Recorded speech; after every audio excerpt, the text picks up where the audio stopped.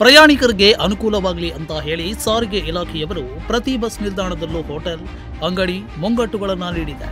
ಆದರೆ ಪ್ರಯಾಣಿಕರಿಗೆ ಅನುಕೂಲಕ್ಕಾಗಿ ಮಾಡಿದ್ದ ಹೋಟೆಲ್ ಅಂಗಡಿಗಳು ಇದೀಗ ಸಾರಿಗೆ ಸಂಸ್ಥೆಯ ಲಾಭಕ್ಕಾಗಿ ತೆರೆದಿರುವಂತೆ ಭಾಸವಾಗ್ತಿದೆ.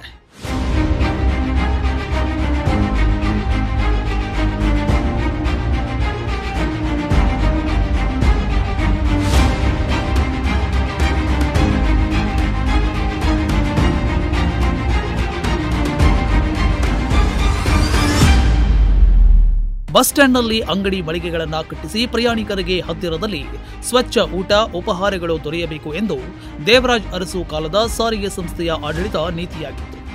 ನಂತರ ಬಸ್ ಸ್ಟ್ಯಾಂಡಿನ ಕ್ಯಾಂಟೀನ್ ಮತ್ತು ಅಂಗಡಿ ಮಳಿಗೆಗಳು ಸಾರಿಗೆ ಸಂಸ್ಥೆಗೆ ದೊಡ್ಡ ಆದಾಯ ಮೂಲವಾಗಿದೆ.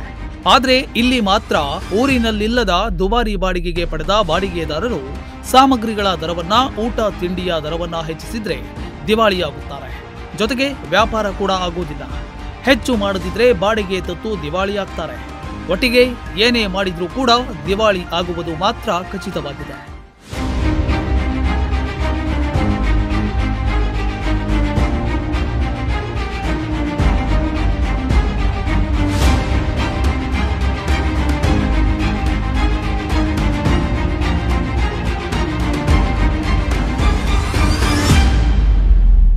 ₹6 ಕೋಟಿ ವೆಚ್ಚದಲ್ಲಿ ಹೊನ್ನಾವರ ಬಸ್ ಸ್ಟ್ಯಾಂಡ್ ಅನ್ನ ನಿರ್ಮಿಸಲಾಗಿತ್ತು. ಆದರೆ ಬಸ್ ನಿಲ್ದಾಣ ನೋಡೋಕೆ ಮಾತ್ರ ಚಂದ.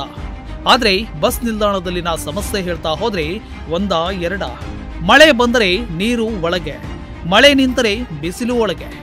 1 ಫೂಟಿನ ಕಲ್ಲು ಬೆಂಚಿನ ಮೇಲೆ ಕೂತರೂ ಕಷ್ಟ, ನಿಂತರೂ ಕಷ್ಟ. ಬಸ್ ಬಂದು ಹೋಗಲು ಇಕ್ಕಟ್ಟಾದ ಒಂದೇ ಮಾರ್ಗ. ಪ್ರಯಾಣಿಕರಿಗೆ ಸುಖಕ್ಕಿಂತ ಕಷ್ಟವೇ ಜಾಸ್ತಿ.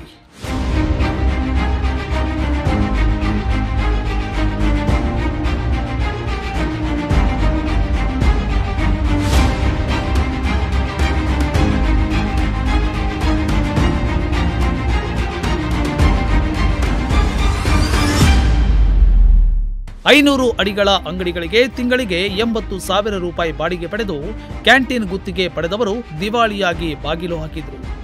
ಈಗ 40,000ಕ್ಕೆ ಕೇಳಿದರೂ ಕೊಡುವುದಿಲ್ಲ. ಊಟ, ತಿಂಡಿ, ಉಪಹಾರವಿಲ್ಲದೆ ಜನ ಗೂಡಂಗಡಿಗೆ ಮೊರೆ ಹೋಗುವಂತಹ ಪರಿಸ್ಥಿತಿ ನಿರ್ಮಾಣವಾಗಿದೆ. 12 ಅಂಗಡಿಗಳನ್ನ ವ್ಯಾಪಾರ ಮಾಡುವ ವಸ್ತುವನ್ನ ನಿಗದಿಪಡಿಸಿಕೊಳ್ಳದೆ 10 ಅಡಿ ಅಂಗಡಿಗೆ ₹20,000 ರಿಂದ ₹25,000 ಬಾಡಿಗೆಯನ್ನ ಕೊಟ್ಟಿದ್ದಾರೆ. ಹೆಚ್ಚಿನವರು ಒಂದೇ ರೀತಿಯ ತಿಂಡಿ ಇಟ್ಟಿದ್ದಾರೆ. ಆದರೆ ಯಾರಿಗೂ ಕೂಡ ಸರಿಯಾದ ವ್ಯಾಪಾರವಿಲ್ಲ. ಗಿರಾಕಿಗಳಿಗೆ ಕಾಣಲಿ ಎಂದು 1 ಅಡಿ ಮುಂದಕ್ಕೆ ಪ್ಯಾಕೆಟ್ಗಳನ್ನ ತೂಗಾಡಿಸಿದ್ರೆ ಇಲಾಖೆಯವರು ಬಂದು ಗದರಿಸ್ತಾರೆ. ಈ ಮಧ್ಯೆ ಅಂಗಡಿ ಮಾಲೀಕರ ಗೋಳನ್ನ ಕೇಳೋರು ಯಾರು?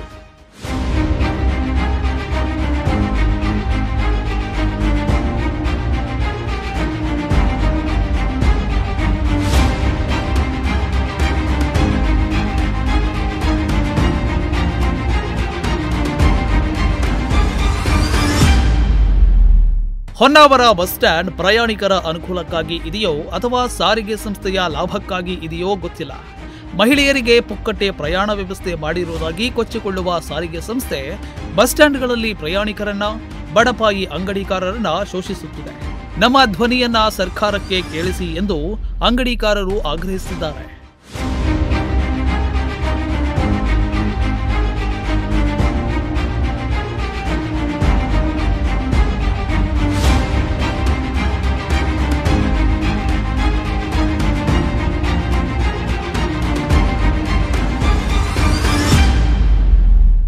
ಇನ್ನು ಇದು ಬಸ್ ನಿಲ್ದಾಣದ ಒಳಗಿನ ಕಥೆಯಾದ್ರೆ, ಇನ್ನು ಬಸ್ ನಿಲ್ದಾಣದ ಹೊರಗಿನ ಕತೆ ಕೇಳೋದೇ ಬೇಡ.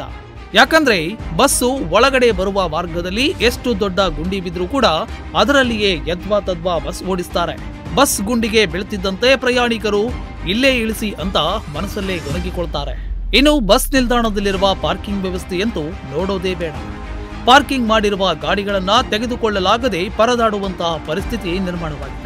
ಇನ್ನು ಬಸ್ ನಿಲ್ದಾಣದಲ್ಲಿ ಪ್ರಯಾಣಿಕರು ಬಾಯಾರಿಕೆ ಅಂತ ಬಂದ್ರೆ ಕುಡಿಯುವ ನೀರಿನ ವ್ಯವಸ್ಥೆ ಕೂಡ ಇಲ್ಲ.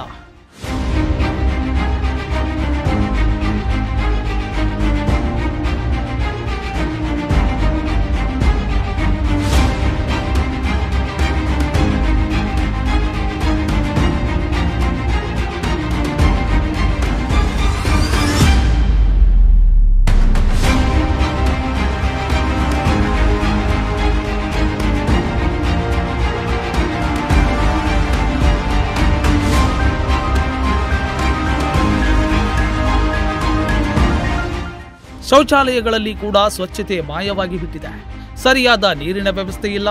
ಮಳೆಗಾಲದಲ್ಲಿ ಮಳೆ ನೀರಿನಲ್ಲಿಯೇ ಶೌಚಾಲಯ ಸ್ವಚ್ಛಗೊಳಿಸಿದ ಉದಾಹರಣೆ ಕೂಡ ಇದೆ. ಇಷ್ಟೆಲ್ಲಾ ಸಮಸ್ಯೆಗಳನ್ನ ತನ್ನಲ್ಲೇ ಮರೆಮಾಚಿರುವ ಸಾರಿಗೆ ಇಲಾಖೆ ಈ ಬಗ್ಗೆ ಶಾಸಕರ ಸಚಿವರ ಗಮನಕ್ಕೆ ತರುವ ಕಾರ್ಯಕ್ಕೆ ಮುಂದಾಗಿಲ್ಲ.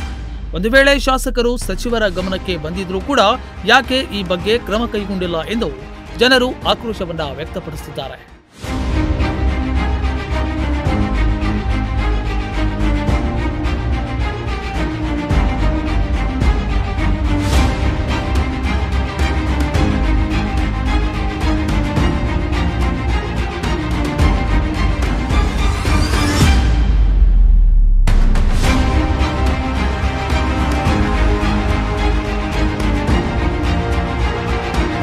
ಒಟ್ಟಿನಲ್ಲಿ ಜನರಿಗೆ ಅನುಕೂಲಕ್ಕಾಗಿ ಇರಬೇಕಾದ ಬಸ್ ನಿಲ್ದಾಣದಲ್ಲಿನ ಸೌಕರ್ಯಗಳಿಂದ ಸಾರಿಗೆ ಇಲಾಖೆ ಮಾತ್ರ ಲಾಭಕ್ಕಾಗಿ ಬಳಸಿಕೊಳ್ಳುತ್ತಿರುವುದು ವಿಪರ್ಯಾಸವೇ ಸರಿ. ಈ ಬಗ್ಗೆ ಶಾಸಕರು ಸಚಿವರು ಈ ಬಗ್ಗೆ ಗಮನ ಹರಿಸಿ ಈ ಅವ್ಯವಸ್ಥೆಯ ಬಗ್ಗೆ ಕೂಡಲೇ ಕ್ರಮ ಜರುಗಿಸಿ ಪ್ರಯಾಣಿಕರ ಅನುಕೂಲಕ್ಕಾಗಿ ಕ್ಯಾಂಟೀನ್ ಹಾಗೂ ಅಂಗಡಿಕಾರರ ಅಳಲನ್ನ ಆಲಿಸಿ ಮತ್ತು ಬಸ್ ನಿಲ್ದಾಣದ ಒಳ ಮತ್ತು ಹೊರಗೆ ಸ್ವಚ್ಛ ಸುಂದರ ವಾತಾವರಣವನ್ನ ನಿರ್ಮಾಣ ಮಾಡಬೇಕಿದೆ. ವಿಶ್ವ ಜೊತೆಗೆ ರಾಜೇಶ್, ನುಡಿಸಿರಿ ನ್ಯೂಸ್, ಹೊನ್ನಾವರ.